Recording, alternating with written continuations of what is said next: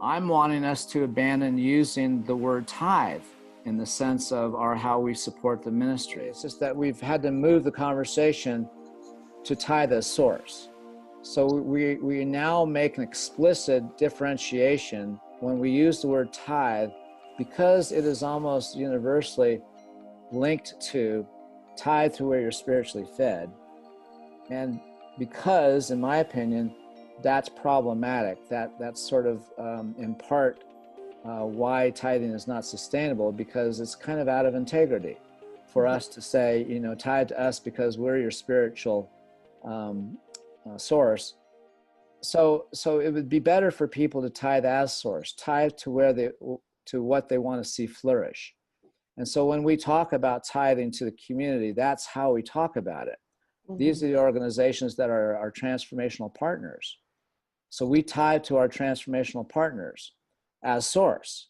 And we want the community to tithe to us as source, as opposed to reaffirming, no, you tithe if you've been fed today.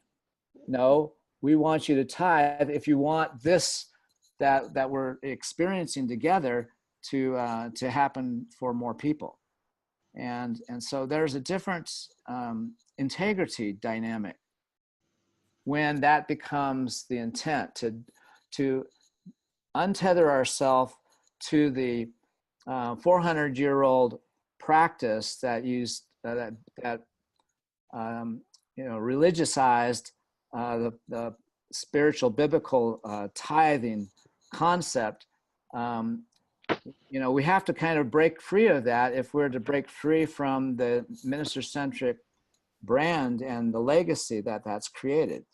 And so in part, our baby boomers and traditionals are kind of still in that kind of understanding. And we don't have to kind of correct anybody. All we have to do is just rebrand what we mean by tithing. We mean tithe as source. And then when we talk about funding the church, we don't ask people to tithe to the church. We ask them to be owner partners, to be in integrity with what their share would be in the context of their needs and their life situation. Just do what you can do in the context of wanting this to happen. And people respond positively to that approach. Okay, Margie. Our conversation triggered new language for me in communicating this idea to create this evolution around particularly financial support. We're really creating a spiritual co-op. Hey, yeah, I hesitated to use co-op, but now that you add spiritual co-op, that kind of... but it's an analogy people get. Yeah, it is. And in some ways it's like that, except that, I've been a member of a co-op, and you can be a member and still not be in ownership. But when you have owners, or real owners, in the context of what we're talking about here, then it is like a spiritual cooperative.